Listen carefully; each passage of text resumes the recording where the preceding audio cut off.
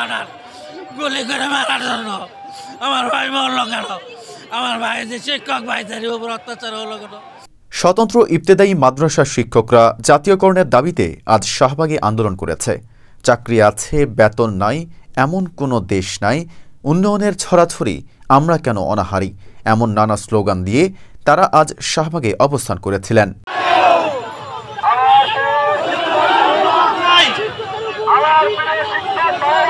আজকে স্মারকলিপি নিয়ে বাংলাদেশের প্রত্যেকটা ডিস্ট্রিক্ট থেকে সমস্ত শিক্ষকরা প্রধান উপদেষ্টার বরাবর আমরা স্মারকলিপি নিয়ে আমাদের দাবি দেওয়া বলার জন্য আমরা প্রধান উপদেষ্টার নিকটে রওনা হয়েছি। পথিমধ্যে পুলিশ আমাদেরকে ডার্সেল ককটেল নিক্ষেপ করেছে, ঠান্ডা পানি নিক্ষেপ করেছে। আমাদের শতাধিক শিক্ষক আহত হয়ে ঢাকা মেডিকেল, ইবনে সিনা সহ বিভিন্ন হাসপাতালের মধ্যে ভর্তি আছে। আমাদের শিক্ষকদের আমাদের কি অপরাধ? আমরা শান্তিপূর্ণ সুশৃঙ্খলভাবে আমাদের আন্দোলন কিন্তু আমরা করে আসছিলাম। আমাদের কোনো উশৃঙ্খলতা এখানে ছিল না, কিন্তু পুলিশ কেন আমাদের এই শিক্ষকের উপরে যদি আক্রমণ করে, আমাদের উপর লাঠিচার্জ করে, গরম পানি, ককটেল, টিয়ারশেল নিক্ষেপ করে, শিক্ষকদের যদি রাজপথের এই অবস্থা হয়, তাহলে এই দেশের জাতিগণের মানুষ কারিগর কে হয়ে উঠবে? গত 19 ডিসেম্বর থেকে প্রেস ক্লাবের সামনে তারা তাদের দাবি নিয়ে শান্তিপূর্ণ অবস্থান কর্মসূচি পালন করে আসছে।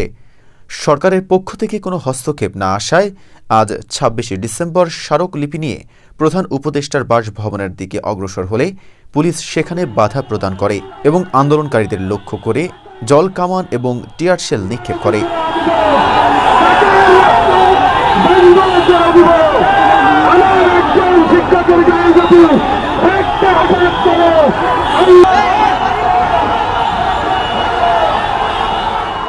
এতে তাদের একজন নিহত হয়েছেন এবং 50 জনের অধিক অসুস্থ হয়ে হাসপাতালে ভর্তি হয়েছে।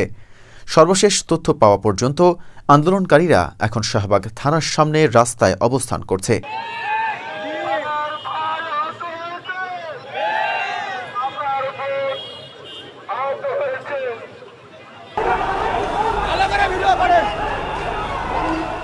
আন্দোলনকারীরা জানান, দাবি আদায় না হওয়া পর্যন্ত তারা ঘরে ফিরে যাবে না।